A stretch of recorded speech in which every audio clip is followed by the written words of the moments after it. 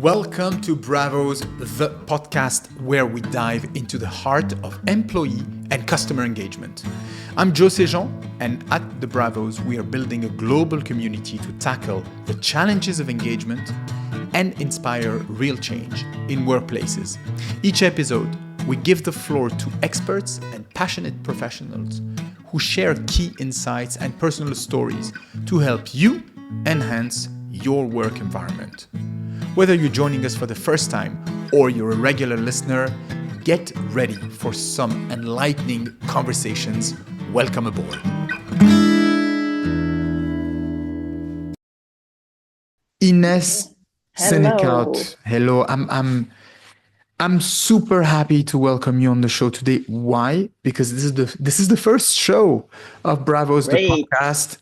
And for me to have you, Ines, a co-founder of WorkBeats Festival, which is a huge festival in Belgium. That's right. To have you, and we are partners of WorkBeats now in Belgium.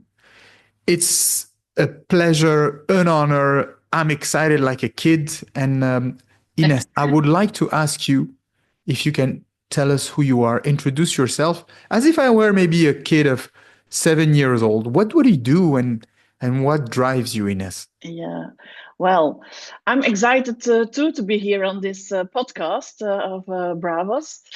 Who is Inez Senecaut?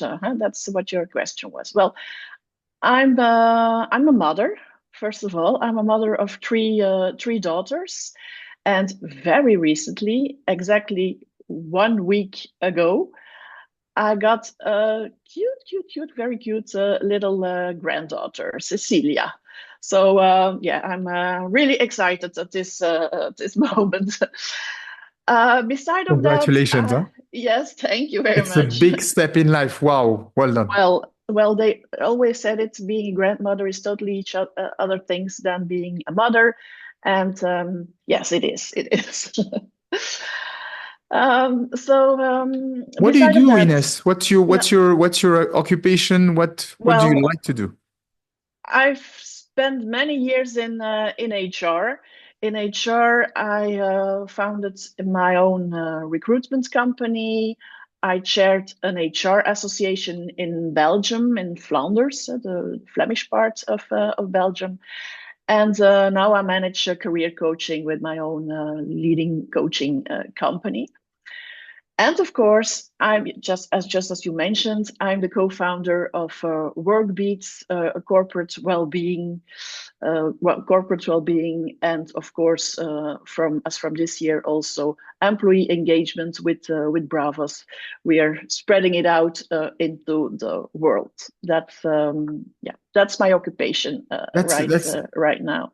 And that's amazing. And you mentioned a topic that is dear to us, but I would like to understand your perspective on it.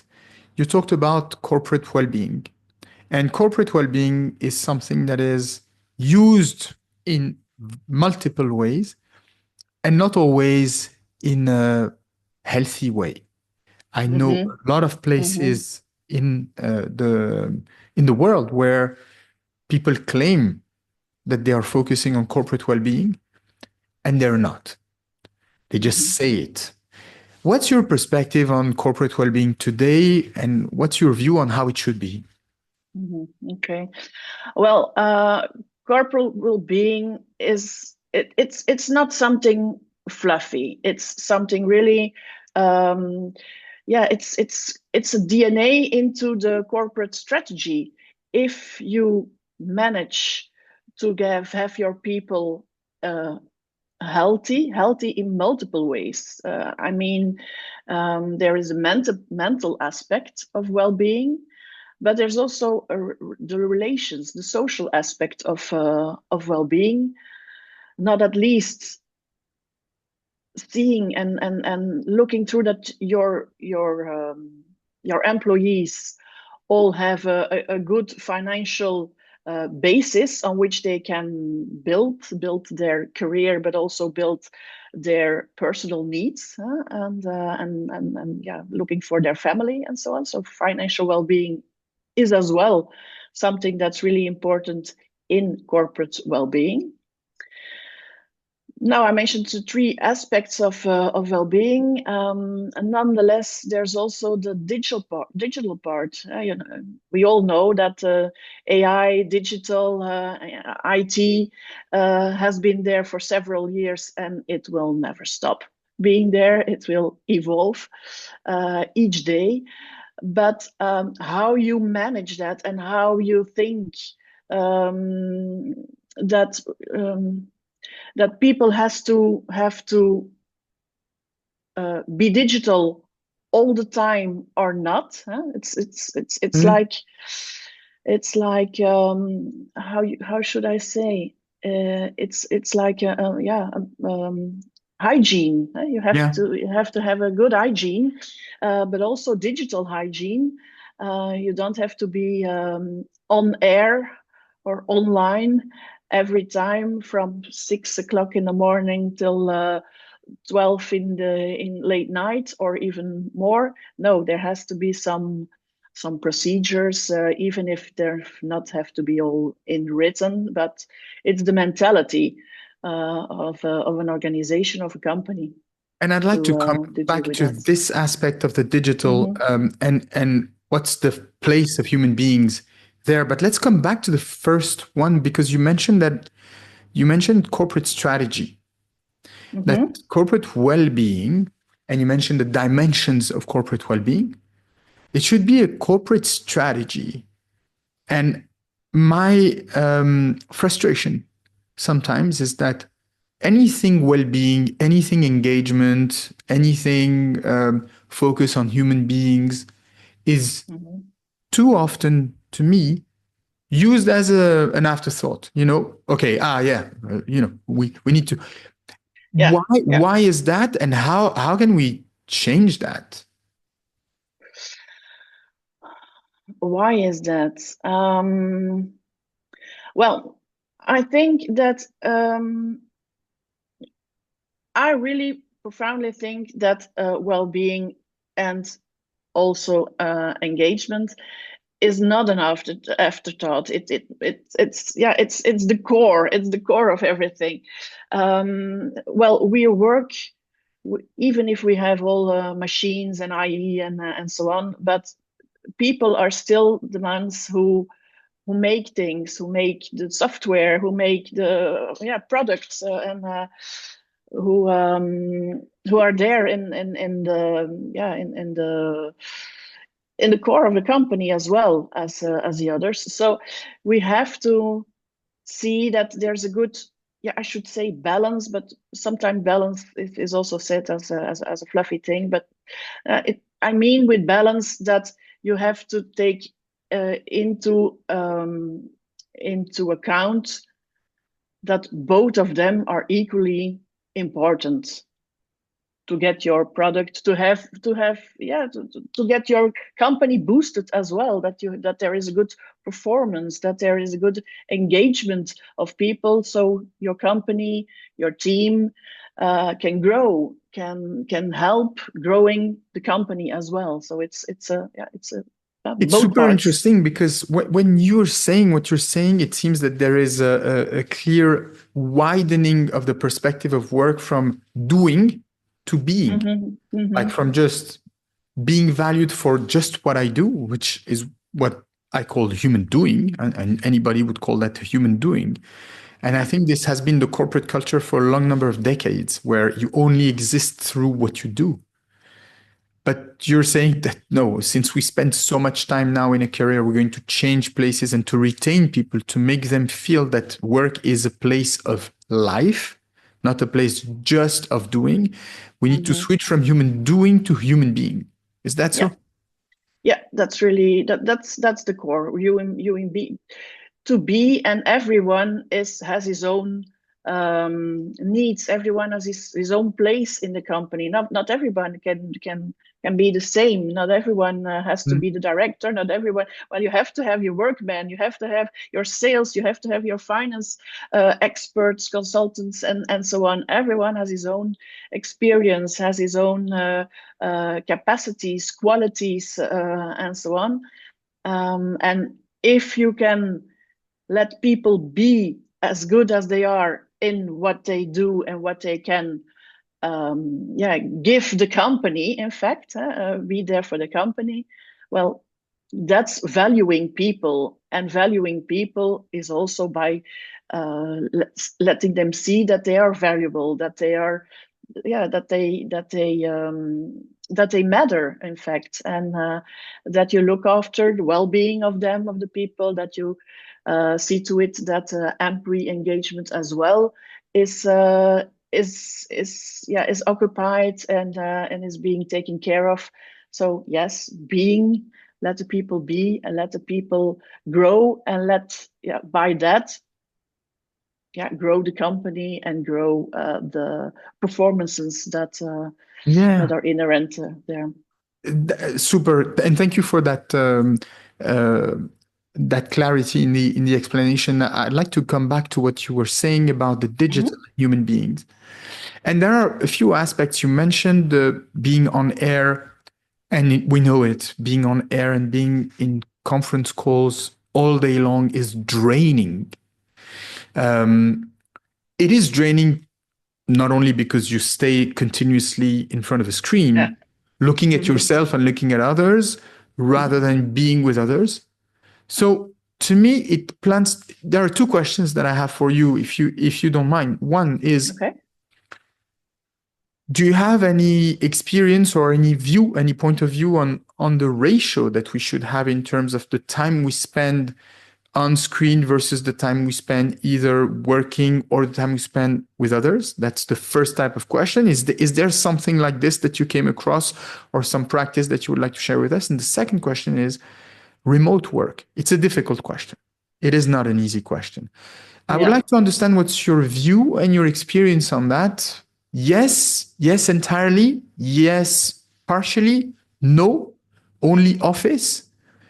What's your approach, or maybe what's your opinion at that stage of your career and your life? Mm-hmm. Mm-hmm.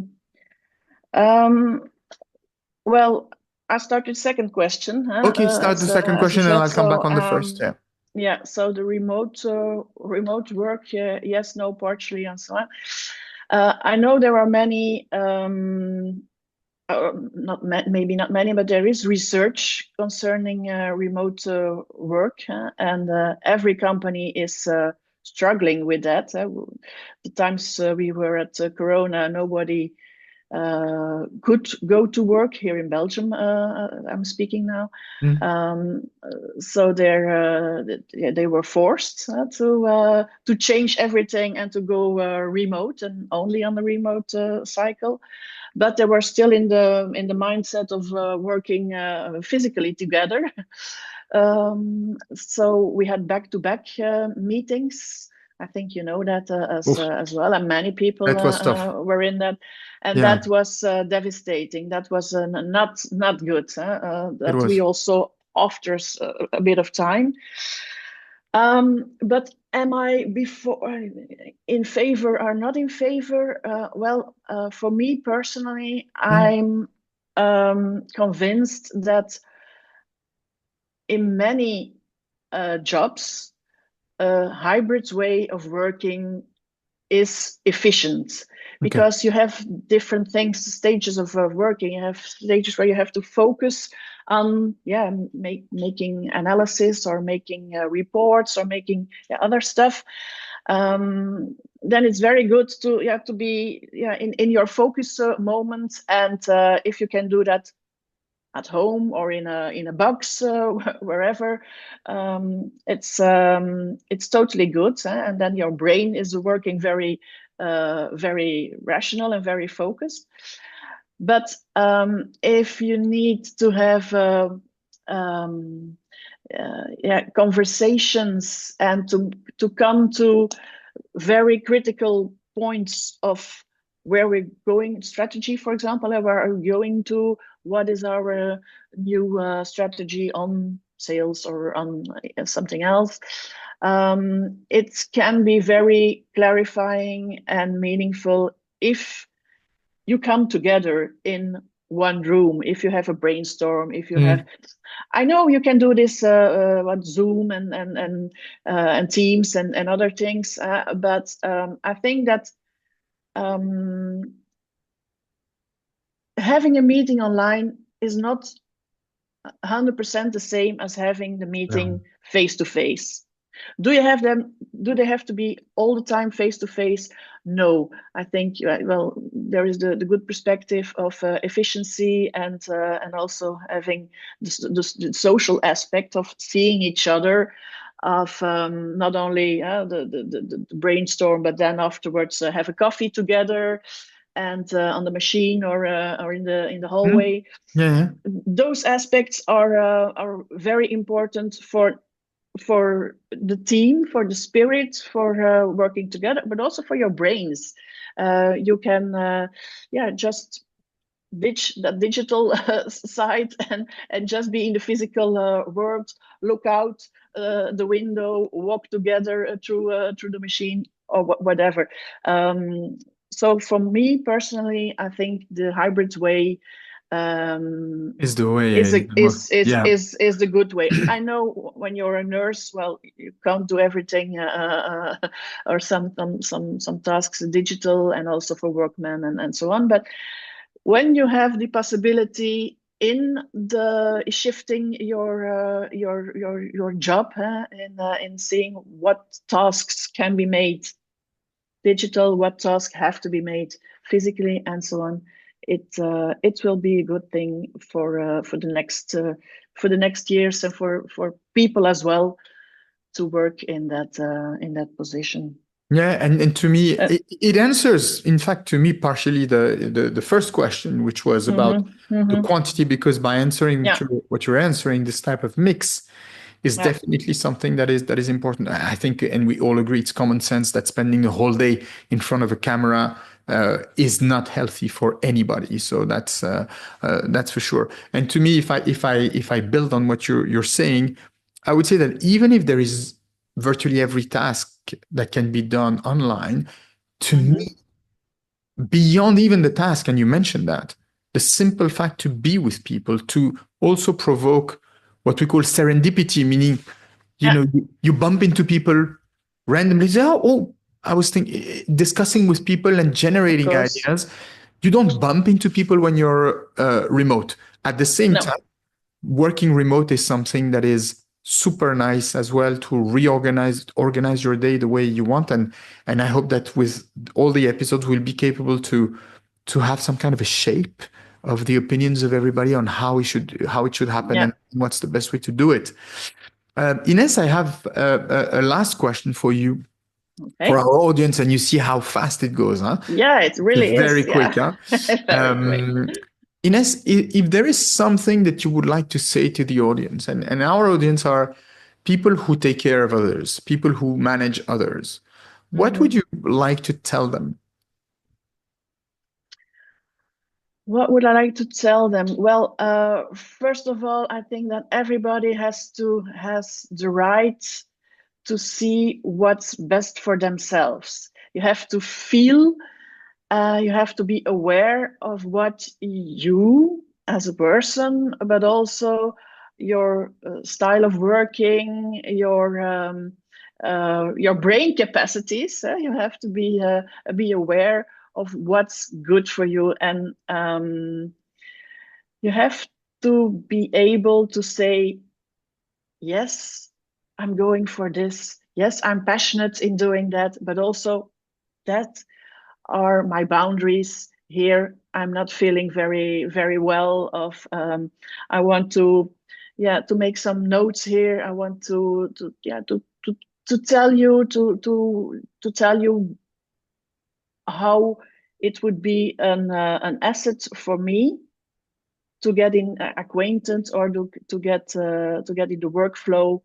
Um, yeah, just saying that you have to be yourself in your work as a person, in the right environment. And if you do feel that the work environment isn't the right environment for you, well, think about it. Maybe there is another position or another company where you fit more fit in than this one, but also be able to be happy and to work with the tools that are there, whether they're digital tools or mental tools, focusing is very, very, very important, but also unfocusing. And sometimes let your mind wander, take a look out of the window, just let your brain have some moments of quiet, some moments of rest. So then afterwards you'll be more productive and more happy as well. I like it, and it's a beautiful conclusion to our conversation here because focusing, yes, is important, and I like what you're saying. Unfocusing is very important as well. It's a very powerful message. Ines, thank you so much for your time today. Thank you as and well. I can't wait to meet you in person, hopefully in June when we're going to have the second lab between the Bravos and WorkBeats, in Belgium. Well, I invite everybody on taking a look at workbeats.be and being there, being present at WorkBeats event together with Bravos in Mechelen in Flanders, Belgium. So hopefully we'll see each other. Yes, you got it. WorkBeats, WorkBeats.be. Go check that. Super approach. Very interesting festival about well-being at work. Check it out and join us at the lab in June and to other events of WorkBeats in Belgium. Thank you so much, Ines. Thank you very much. And see you soon. Joe. Bye-bye. See you soon. Bye. You're still here. You made it. Thank you for tuning in to the entire episode. If you liked today's conversation, here is what you need to do. Subscribe, leave us a 5-star rating, and connect with us. You can find us on LinkedIn, Instagram, and on our website, bravos.ae. This is BRAVOS.ae. Your engagement drives us to uncover more incredible stories and bring meaningful change. I appreciate your time, and I'm sending you good vibes wherever you are in this world. Stay engaged.